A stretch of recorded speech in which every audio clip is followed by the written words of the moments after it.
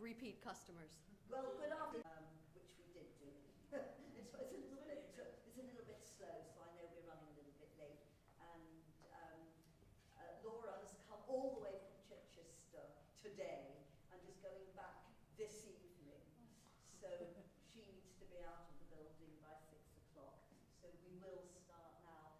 And I am not going to go through Laura's extensive biography because it's on the emails I sent you, it's on the Moodle page, it's on the WhatsApp. You can read all about Laura in detail. I'm just going to say that we've known each other since we met in Porto in 2008. And we are very good colleagues and good friends. And Laura knows everything there is to know about self-efficacy for performing and for learning. That was Laura's PhD research, but she has done so much since then, and she's going to talk about her most recent research. So there you are. Over to you, Laura. Hooray! Thank you very much. So this is very exciting because it is a departure. None of us are one-trick ponies, and it's very nice when we can go into something that's both new and that is a challenge. And this certainly has been an exploration for me, and I hope you find it interesting. I'll say now, because I'm bound to forget later, at some point I will be playing the cello, and it involves flashing images. If you're bothered by flashing images, you can still listen to conditions where they have said, oh, these might bother me, and I say, well, then please shut your eyes. Nobody's been bothered yet, but it's worth having a warning. So, the perception of resonance, I thought I'd start with just a little tagline, and we know this. Musical experience is subtle and ineffable, and it is and it isn't, and we like to describe things.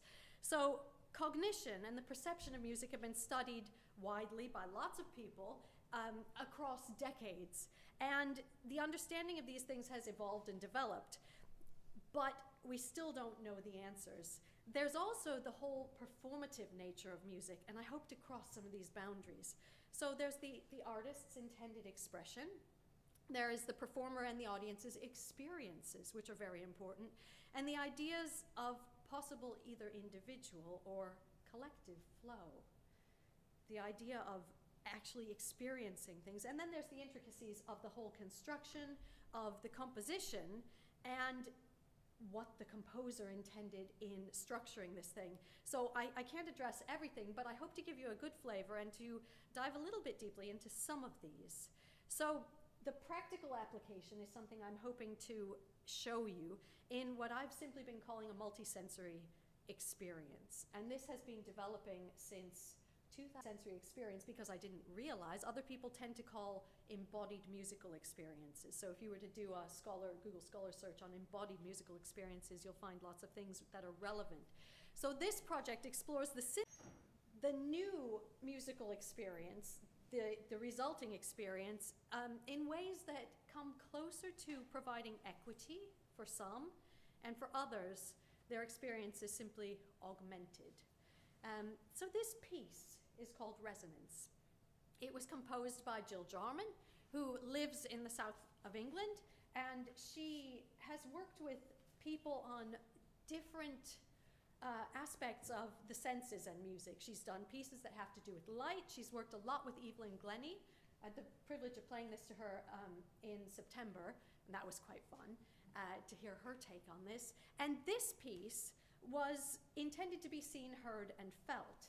The music, just so you know it does have normal music, is traditional sheet music. You're free to look at it at some point or later. You know, scripted absolutely in normal bars, has 2 movements. But she said when she wrote it, wrote the first movement back in 2014. The second movement she wrote in the pandemic. She said, I want it to be seen, heard, and felt. And I thought, great, you know, what do you mean? And she said, actually, I want it to have cymatics. And I said, what does this mean? And so it took me a long time to explore what this means. And cymatics has to do with these funny knitted things, you know, these images. It's about making music visible. But part of that has to do with creating an embodied experience. And the idea of embodiment, this is a lovely quote from the literature, yay, assumes the existence of mirroring processes that facilitate the encoding of expressive gestures into sounds and the decoding of sounds into expressive gestures. And I thought, wow, fantastic. The composer has written a piece of music that she wants to be seen and felt and heard, and she wants to use this method that uses some sort of code something or other to make it seen. Now, this quote was not about cymatics. It was talking about brain processes and the way we think and understand. But I'm taking the liberty of saying, actually, does it relate in a parallel way to what the experience I'm attempting to do here? And we'll come back to this. So this is sort of just, I'm planting a seed with this.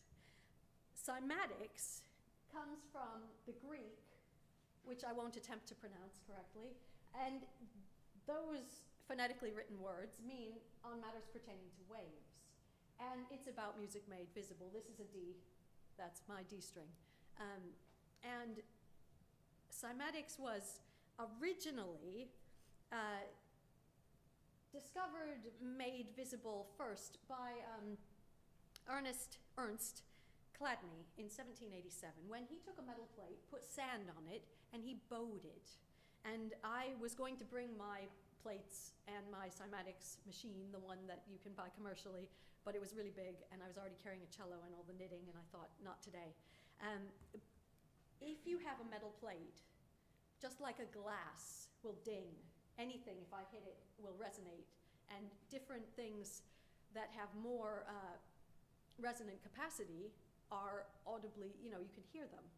If you ting a glass, you'll hear it. If you hit a bell, you'll hear it. People don't often think of a metal plate as having notes built into it, but they do. And so if you happen to have a metal plate and you bow it with not a good bow, you can buy a carbon fiber bow on eBay very cheaply and use it. You have to hold that thing really darn hard, and you put the sand on and bow with all your strength, and you'll get one of the first two harmonics. It's really hard to do, but it works. So I have a little tiny metal plate at home. I also have a couple of 12-inch plates. I have an 11 3/4 inch carbon fiber plate, which is super duper thin and works better. My research has involved a 434 millimeter plate, and I'll explain why later. So he bowed these things. The vibrations, when you hit the harmonics of the plate, the sand goes into patterns, and it became visible. Now later, this is Hans Jenny, who coined the term cymatics with his plate down here and his tone generator. And just to show you how it works, this is when we see if my links work live.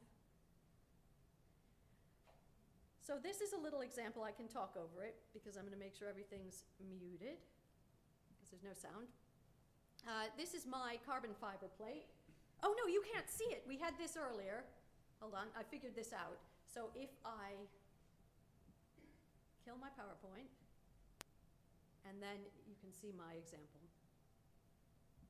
Got the tech thing working. Okay, so I've just put the sand on the plate. This is a plate outside. Sprinkle the sand. Actually, we want to hear it, even if you only hear it out of my computer. It's hooked up to an iPad that has the frequencies that work with that plate. And so I put my lovely sand, washed sand that goes back in the special shaker. And there's a reason for showing you this. Then there's a sound. And the sand goes into its little shapes. It makes a pattern. So on that plate, that pitch, which is very high, in terms of the musical square plate, that's going to be really important later. So if I now escape out of that, go back to there, and say cancel, and then I'm going to go back to play from my current slide. Good. So he started doing it this way. He was one of the first, well, he was the first to catalog different shapes, and on archive.org you can read the whole book of his book that demonstrates how he's done this and all the images. He also did experiments with water and finding these waves and making them visible. There is one program that allows you to generate the mathematically correct patterns for different sized plates. It is called ToneScope, the ToneScope generator. It is a legacy program. It's really old. It requires Windows 7, no joke. So fortunately, I live in a house where my eldest still had an old laptop, and it also has other limitations. For example, it can only generate something on as large a plate as you have a screen.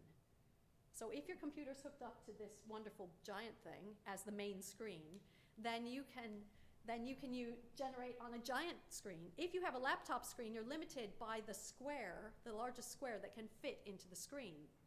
Now, when you saw my little sand example there, and I have a nearly 1 foot square, it doesn't have the same notes as a musical scale. I can't get patterns for all the notes on that size. I needed a larger square. So I used this to make my notes. And I thought, well, you know, this piece that's been written for me has 4 octaves of notes. I'm going to find all the notes because she wants it with cymatics. How are we going to do it? And I went through, and 34 millimeters, I went through by the millimeter the frequency of the musical pitch. So I made sure it was within 2 hertz, which is not perfect, but it's pretty darn good. And what you can see on the far right are the notes by the octave, which harmonic on the plate they equate to. So 8, 9, 10, that's sequential. Jump up an octave, 97, 108, 119, that is not sequential. The plate has many more harmonics than there are in the musical scale, than there are notes in the musical scale. This is because when you have a metal plate, the harmonics that belong to the metal plate are not the same pattern that you find on a string in musical harmonics, that harmonic series. They're more akin to a Bessel function. It's what you'd find on a drum skin or in a bell. They are slightly chaotic. And so it matters, this size plate produces these specific patterns. A different size plate will produce different patterns that go with different harmonics. So for my purposes, this worked very well. And that was good, you know, because you have to have some sort of integrity in what you're doing. And also, you need that pure tone to generate the pattern. With my sand example, it's sort of poor graphics because of the lag from a computer. But if you had it on your phone or a smaller thing with more high resolution, you could see the sand is jumping all over the place. And to get the very high resolution patterns, it's very, very difficult to retain enough accuracy with sand, with real physical sand. Also, some of these harmonics, the actual pitch is, it's such a high harmonic on the plate that it's got to be a really loud, pure, sinusoidal type sound that goes through it. And on any instrument, natural instrument, the harmonic envelope is very cloudy. It's complicated. And so there is too much noise, whether it's bowing, scraping noise, you know, the actual timbre of the instrument. So I generated these with that software and took images of them. It's not, the stuff I'm showing you is not intended to be a finished, amazing product that saves the world. It's a first step. But it's still good because nobody else has done it, which is good, it's fun. So the representation is interesting. The pattern, it increases in complexity the higher the pitch goes, but as you can see, it's not a direct multiplication of it in terms of more and higher, as you would expect with octaves, that they fit neatly into each other. And again, that's because of the Bessel function thing. So I, though, am very interested in the way this allows the listener to cognitively and holistically experience music if the sound and the image coincide. So, another quotation, not in quotes. A core factor of musical power, turn off my sound, is based on the listener's ability to interact with music, and a major precondition of this ability is that music is perceived, that is processed through the senses. Some of the most poignant statements are really obvious. Of course it's processed through the senses. You're going to listen to it, you're going to hear it, you're going to feel it. But the way that we process this stuff, the idea of enabling perception and working with the senses, plural, is both interests and fascinates me. And it's a challenge because I don't think we use our senses very well. I don't think we're actually educated as a general public, as musicians, we are educated in how to listen, and we work really awfully darn hard in how to do that and how to refine our ears. But our different senses do not operate in the same way, or as in taking in information, experiencing things over time, and although we use them daily, the way we use them in a musical listening context or musical experience context is actually a specialized, refined thing. So I would like to outline a couple of common misconceptions and problems. We confuse our senses. Yeah, I hear what you're saying. You don't hear what I'm saying. You hear what I'm saying, but you're saying I comprehend what you're saying.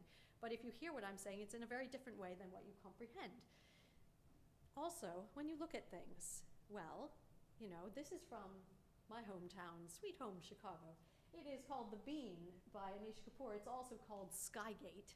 And as you each look at this, I can guarantee there will not be a consensus on which part of the picture you're looking at. Someone will be scanning all of it. Someone will have noticed the person in the red jacket on the right, possibly the skyline of the different buildings, wondering how does it make that nice circle?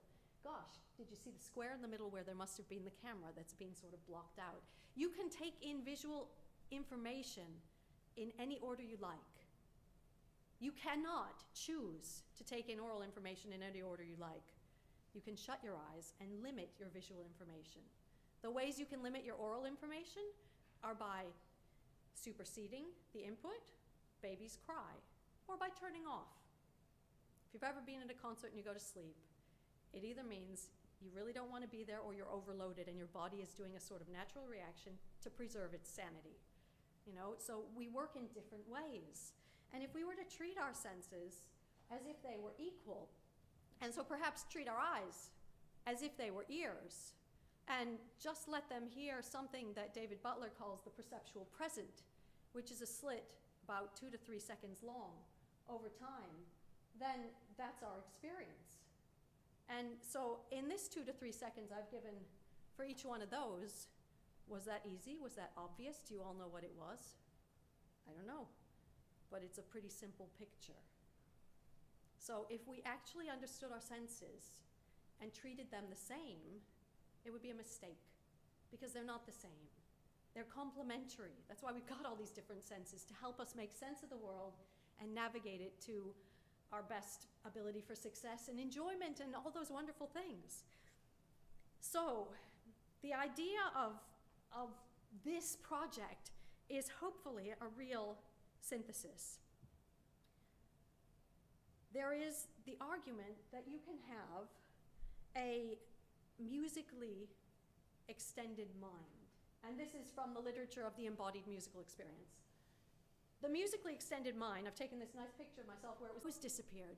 As a cellist, I am taught to feel the string. I am not touching the string with my bow. I obviously am touching the string with my bow, but I don't have my fingers on the string. I'm not manipulating where my bow touches, like if I was blind and trying to feel somebody's face, I would touch their face. The blind person uses their cane to touch things. The cane is the extension of their hand. For me as a cellist, as a musician, the bow is the extension of my hand. I feel the string with my bow. I once was very fortunate. I played in a masterclass with Stephen Isserlis, and he told me it's through your fingertips. Feel the string with your fingertips. And at the time, I was like, how am I supposed to do that? But that's the extended mind.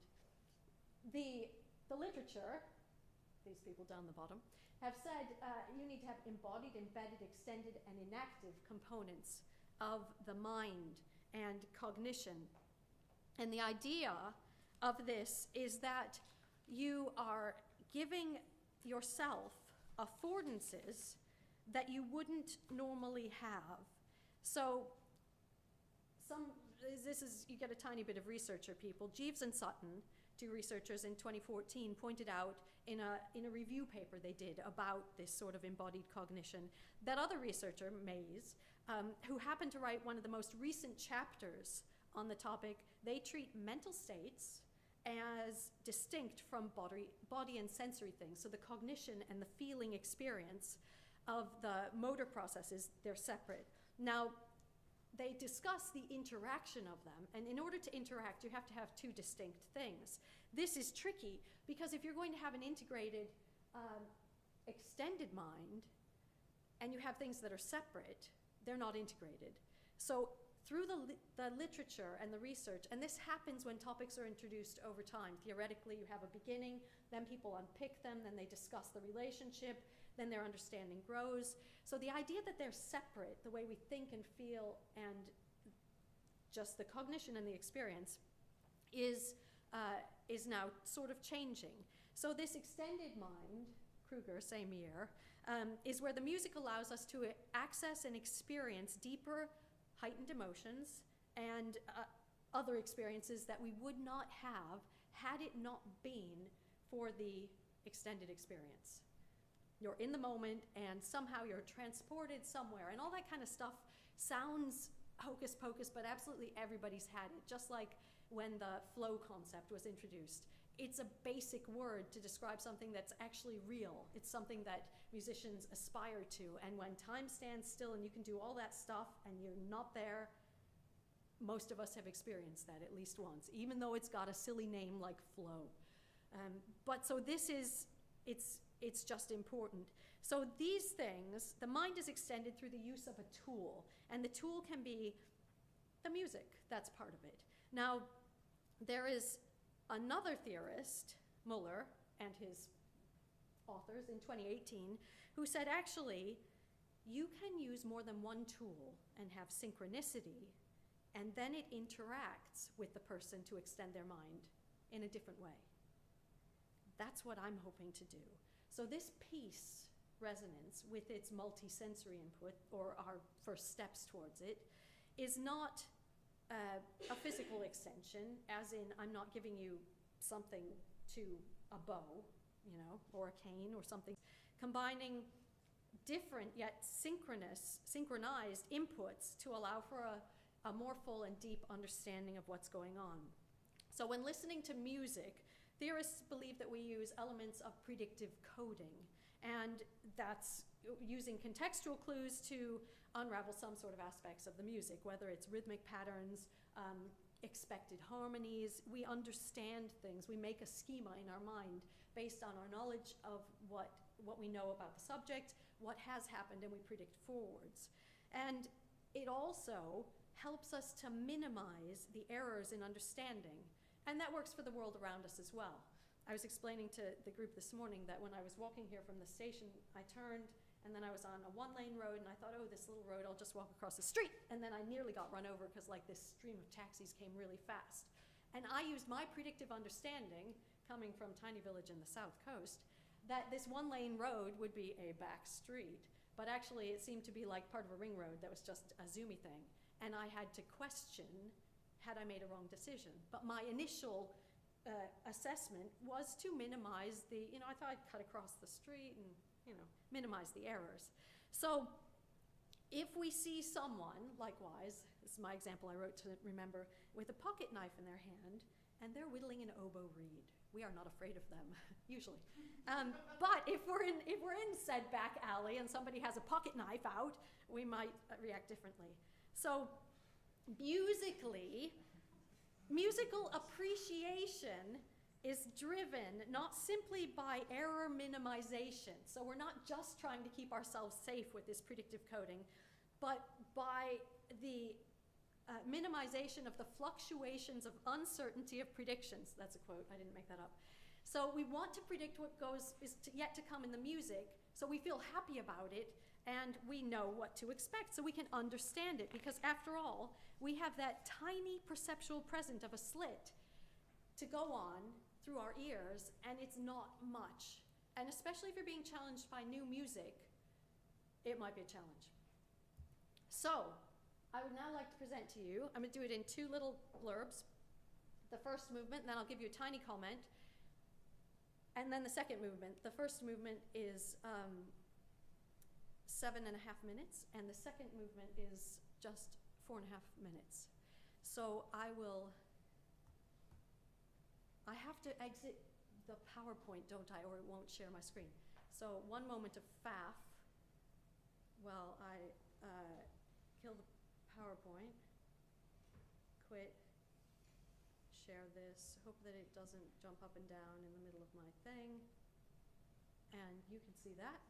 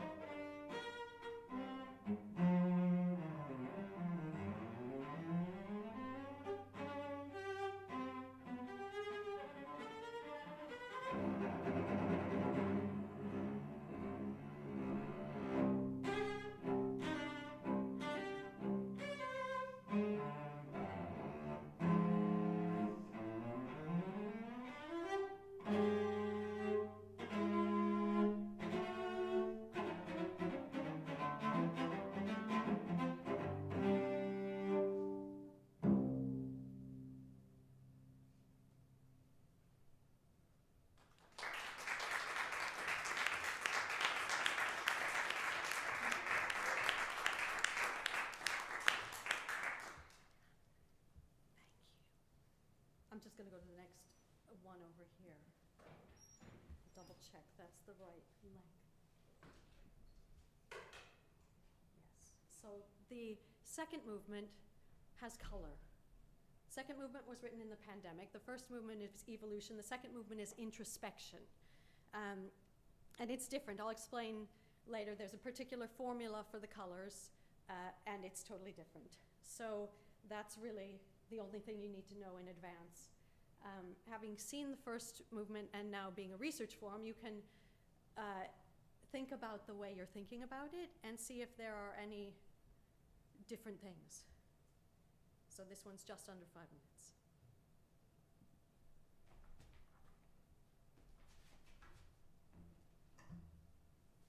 I'm going to start that again because I didn't sit down quickly enough. Sorry, I forgot I have to move the cursor out of the way. As you can see, it's not quite automated.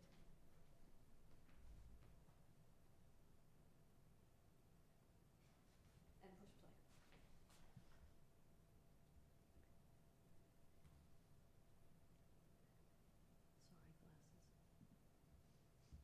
Let's go with this.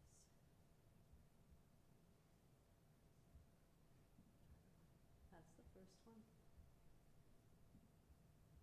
That's the second one.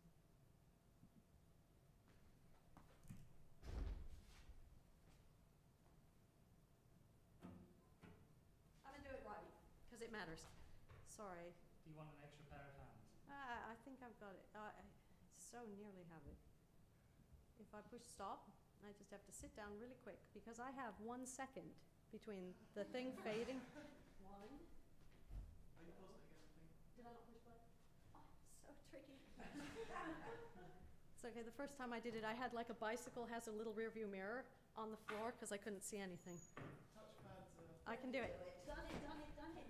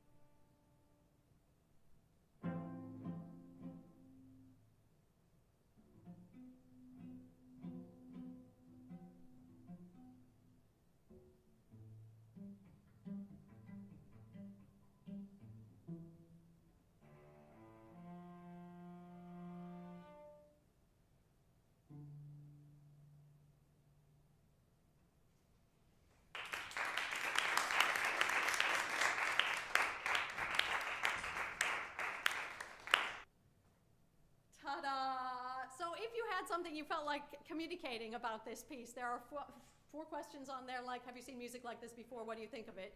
And over the past year, like I said, I played it to a couple thousand people. I have 650 audience responses that I'll tell you about later, just briefly. And I want to know what people actually think and what they experience. So, how did I do it? Obviously, all those squares flying across the page are my interpretation. I use a program called HitFilm Express, which is an open source video editing, fully you can make feature-length films on it.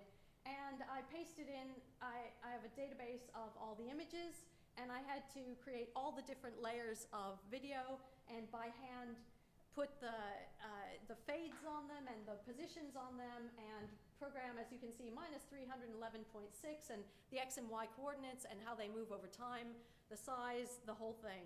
And the intention was to try to show some things. Motion, the sound of the decay of the cello, and I put little tiny lights in them for pizzicato. Obviously not everything is shown. In that second movement, you'll have heard long notes, and the composer has instructions about vibrato and the tone quality. And initially I tried like shaking the notes around for vibrato, and it just looked a bit hallucinatory. The colors, she uses a formula made by a person called Melendez, who amplified, and I'll come back to this, the length of the sound wave until it reached the proportional length of the light wave. Now this is the coolest thing ever for me. My A string is as big as I am. So if you have the wave of an A, it's like 5 feet tall, a little over 5 feet. I try to stretch and be 5'1.5", about 5'1". But so, the thinking of sort of a giant chord in something and you go like, that really hit me. Imagine you were in the sea and the waves actually hit you. That's what, like, music is big. So the colors, if you research synesthesia, there are all sorts of different colors and you might go, no, that's not what color this is supposed to be. She wasn't going by what somebody else reported. They were using a mathematical formula. I don't honestly know how close it is to what different people report. But then for our purposes, I put these colors exactly in, and then for the different octaves, I made them either less intense or more intense. Not change the color, but just change the transparency, the opacity of it, to try to show stuff. Now, the project, so as I said, we've done fun stuff. That's a composer and that's me. There's a professor of textiles at De Montfort called Buddy Penfold, who has knitted these. So I have, for example,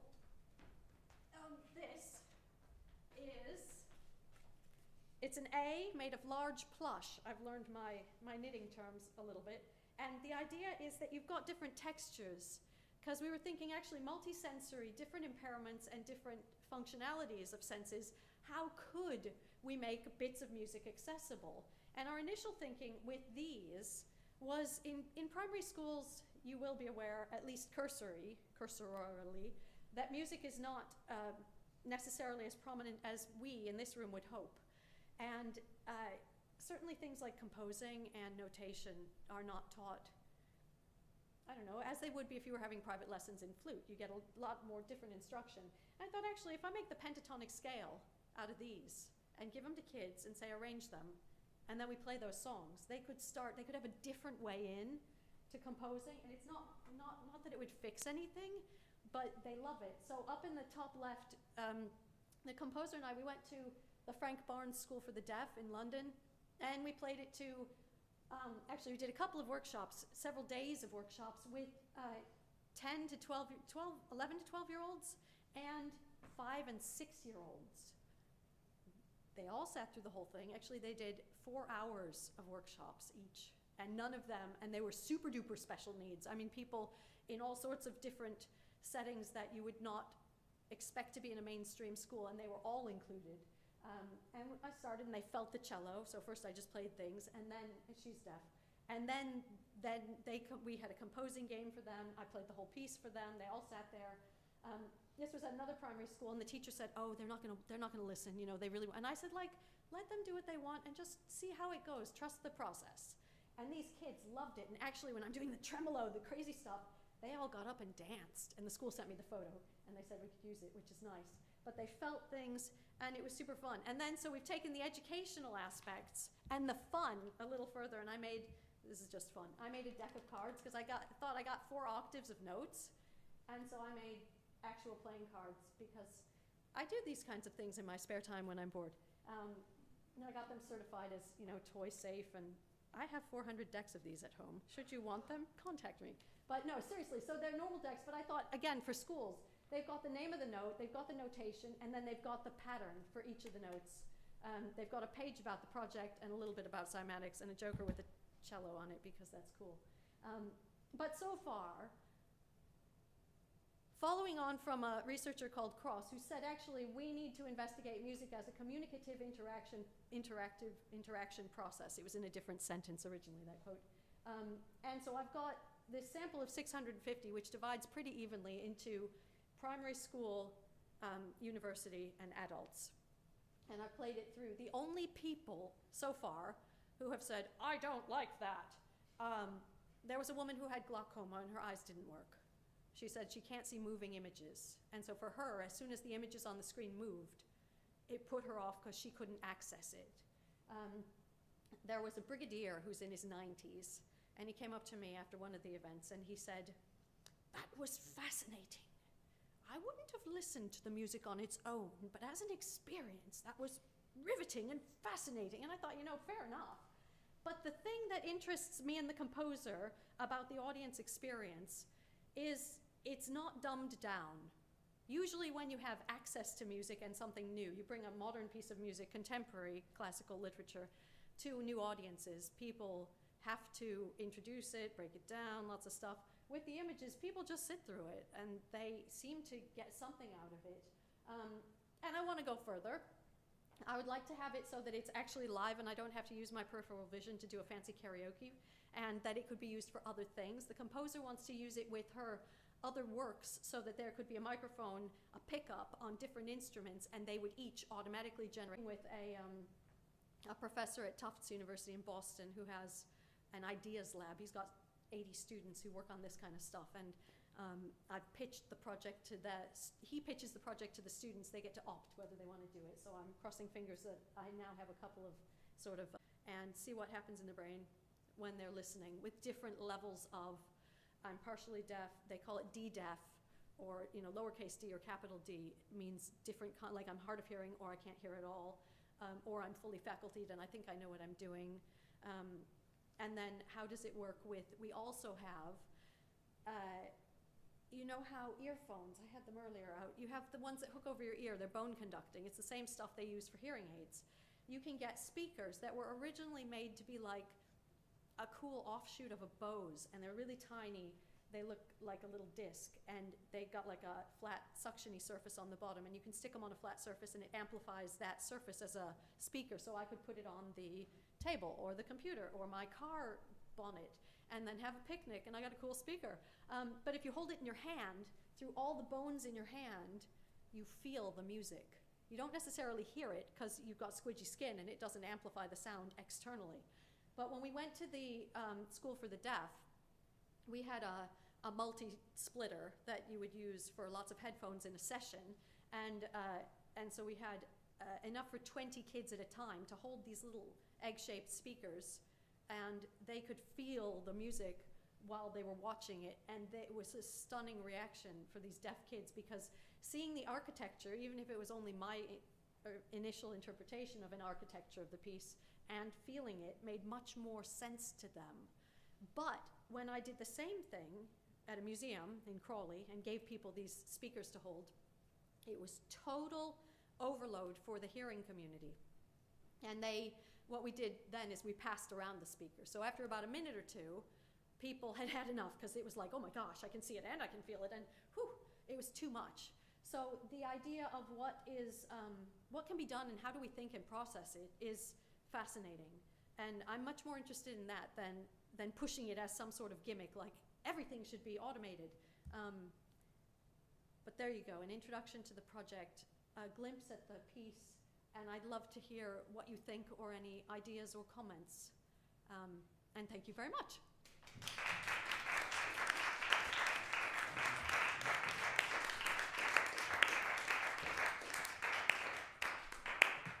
Thank you very much indeed, Laura. I've got some comments and some questions, and that's just to say, gather yours up, because we'll come to you in a moment. I'm really interested in what you were saying about going to the deaf school, or the school for deaf children. I did some research with deaf and hearing impaired people looking at vibration, and what's really interesting about your work is that it is coupled with the visual images, pitch, in terms of anything less than a minor third. That if you're interested in pitch sensed through vibration on its own, you can't get intervals smaller than a minor third. Now that probably doesn't matter in this kind of music. No. When you've got the visual images as well. That was one thing I wanted. That was one comment. I do have a question, and it was about the composer's brief. What the composer's brief. I just want to say that I remember Jill Jarman when she was Jilly Jarman, and she was the year behind me at York. No way. Yes. So there you are. What's one of those? So it's just lovely to hear a piece of hers, not for the first time. And of course, the article that I'm currently editing does say a little bit about Yes. it, but I thought this audience might like to know something about the brief. The brief, well, she just it literally was that she wanted it to be seen, heard, and felt. It's funny, because as a person playing the music, I feel very precious and daunted by music by a composer that's alive and can hear it and react. You should just come and work here. Yeah. But she was like, no, go figure it out. What do you want to do? And it was because cymatics, if you look it up online, there's all sorts of images, and there is one app that does it with circles, and I've got I'm going to find it first so you don't see my entire life history in images. But here, you'll see there's an app with water, and it's called Cymascope, and I of course downloaded it, and it looks super cool. And they use like a small dish, and then you see all these amazing snowflake-like things in water. You can make these the cymatic images either in squares or circles. If you do circles, the patterns tend to converge towards the edges, and it's very hard to resolve them. But in water, it doesn't actually show up. But you can't do it live because of all these things. So I researched all this stuff. The images with the water, so this is me. These are like hexagonal, and you get the nodes of what happens. But this is in a pizza dish, a bigger dish with water. But if you use a small dish, I have another picture. I've isolated it where you can have, there you go. You can have like 4 or 5 nodes, and they actually raise up, but they don't form beautiful snowflakes. And I figured it out. There's one guy on YouTube that you get to see, or there's an article where you see the contraption that he's used, and it has an LED light above it. It is the refraction of the fancy lights on the moving surface of the water as it raises up that creates these amazing snowflakes. And so it's kind of cheating, but not cheating. But anyway, so I tried to figure out how the heck do you do this live, and we haven't quite got there. So I can tell you who you need to be in touch with. Yeah. I did a lecture with Maggie MacDonald, who's a contralto, who has synesthesia, and who has a colleague who works at Chess, who designed a program that actually projects the colours. Yeah. She's told him the colours that she sees. A Pantone selector. So which colours go with which pitches and vowels. Oh. Right. So she sings, and you see what the colours that she is seeing as she is singing. Yeah. Which is, as you say, super cool. Yeah, it is. It is. So I'll put you in Yes, touch. please. Right. C. Number of things. So audio and visual is quite like a well-trodden. Yes. I think of somebody like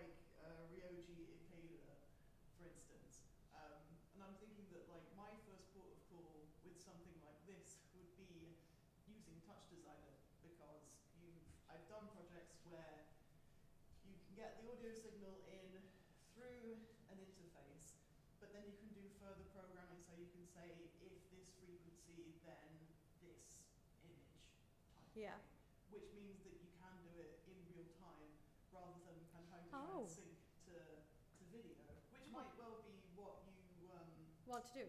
and you said that there was a lab that you possibly Yeah. that might well be their solution. For a commercial license for touch designer, it's something like 300 Touch designer. 300-ish quid. There's also Jitter, which is if you are au fait with Max MSP, it's similar, same kind of programming language type thing.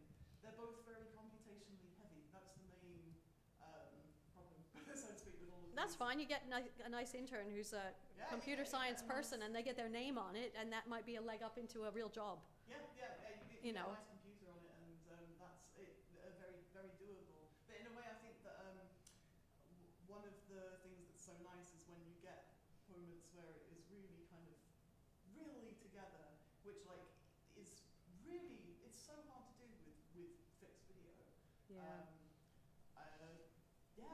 Lots of loads of ways to kind of go with it. It's very exciting. Thank you. Any other questions?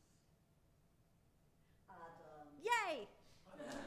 It was wonderful. It was great.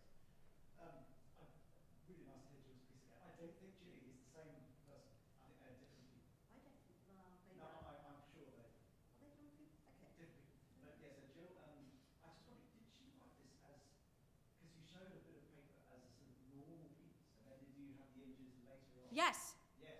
Yes, I did the images. Took me 100 hours to do movement 1. It just Yeah. takes, a long old time. And I had to, so this is where I'm curious, and you guys can say whatever you want. I mean, I did it to a load of, I did a TEDx salon with designers, and the other person who was co-hosting it with me was the guy who designed the golden record that went up in Voyager. So it was this room full of designers, and it was like, you know, here I am presenting stuff on a screen like, I've designed this, ha ha.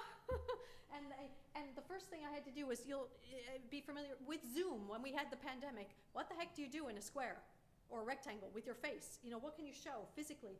And with music, do I do high stuff up there and low stuff down there and just go from left to right? Then you got a load of empty space that's, you know, so I had to think circularly and how can I, so yeah, I did all the images and they're my guesses, completely. This is really interesting because I just wonder, when it came to memorizing the piece, which Yes.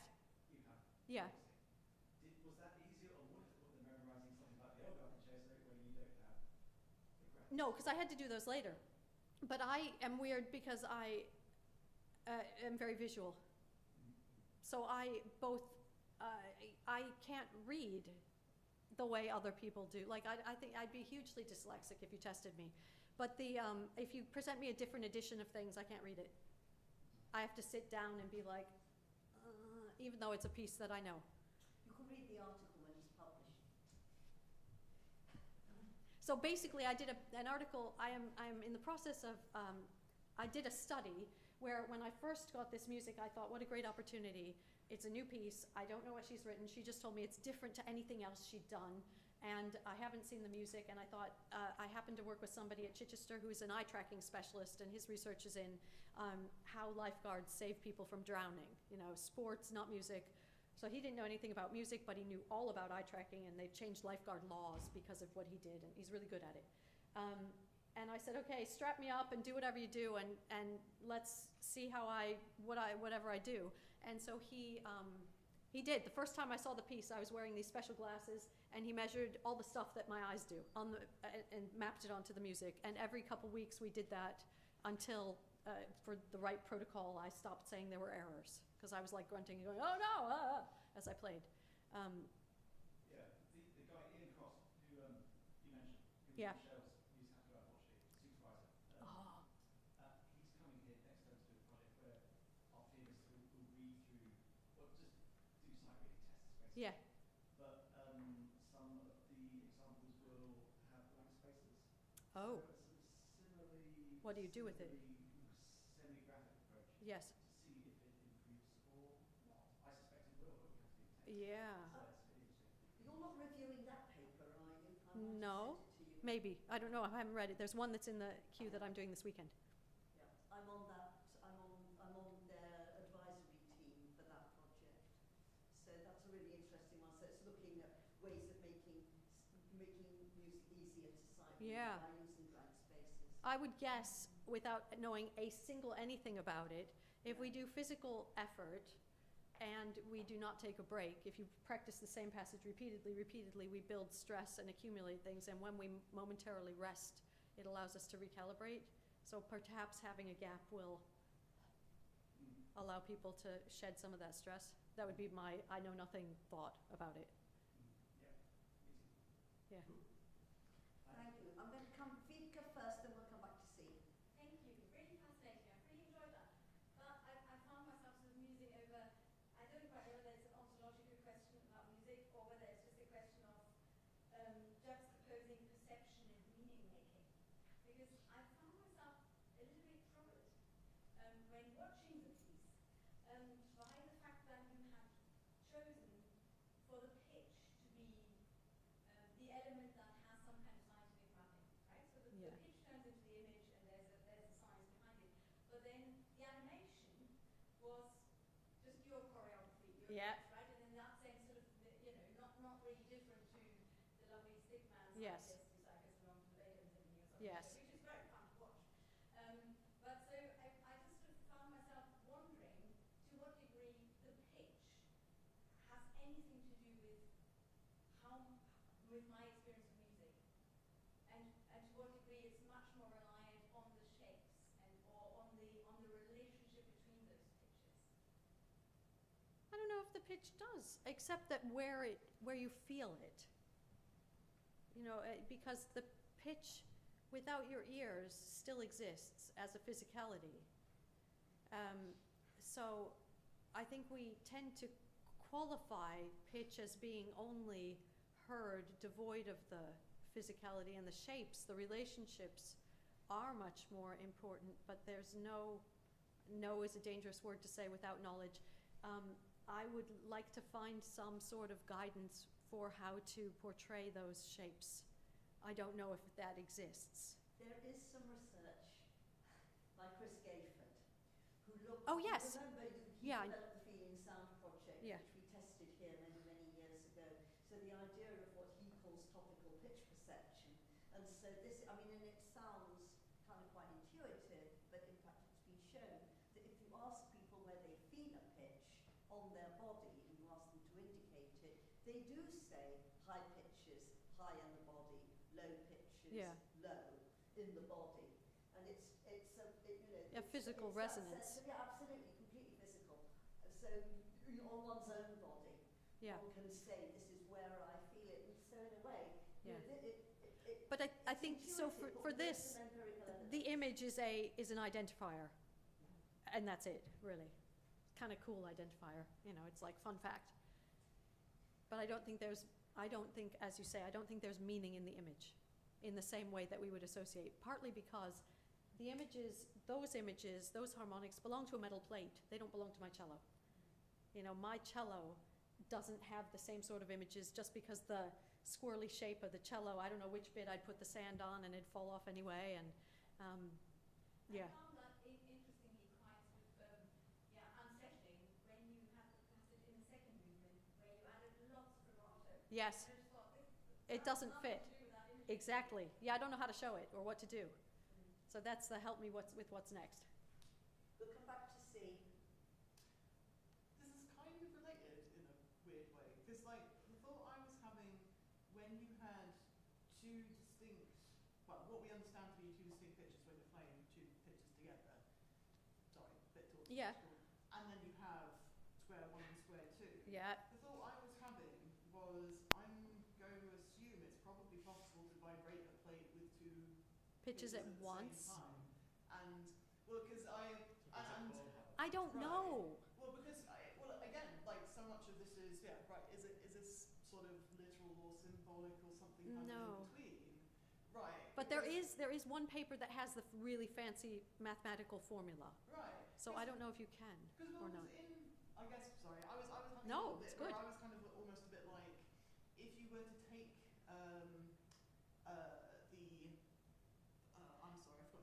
Cymatic. Yeah. cymatic resonance kind of as an aesthetic kick-off point, Mm. and then sort of made an algorithm kind of through that. To merge them? It might give Yeah. you the freedom to like see how the program will respond when you do like Well, if you- or a timbral change. On the plate, if I move up incrementally through the harmonic, or through the frequencies, you get noise. So Sure, where there's sure. not a harmonic. So there, it's portraying single harmonics. So I would guess it would have to be something of, you might create, like this Melendez guy said, I'm gonna amplify the sound wave length. You know, one property that we don't usually think of until it was the light wave to give it the color. Sort of if this, then that, not if it's a duck, it's a witch. But something closer. Then it might be that you say, if this harmonic plus this harmonic, then we're gonna use this formula to meld them and create this chord. Right. And I guess like then stuff like you playing like literal, very sinusoidal type Yeah. harmonics on the instrument as opposed to like very noisy vibrato, kind of like, hey, if it feels like an interesting kind of Yes. way to potentially continue. Yes, how do we add timbre? Yeah. I think we're going to leave it there. Thank you very, very much. Thank you. indeed.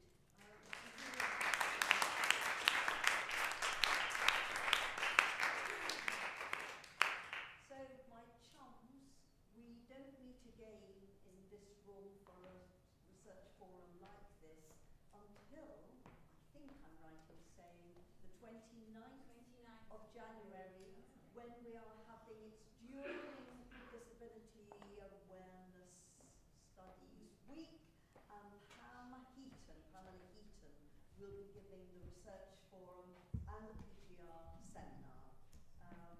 So please put it in your diaries, come, we look forward very much to seeing you. I've sent an email to the PGRs about a deadline for identifying somebody to come and give you a seminar on the 7th of May, so please will you respond to that. I've also written to you about the change of date of the PGR conference. I'm wondering if there's anything else I've written to you about recently, but I'm sure you will all respond. Is there any first year students here apart from, well, Louis, I'm afraid you're not a first year PGR student, so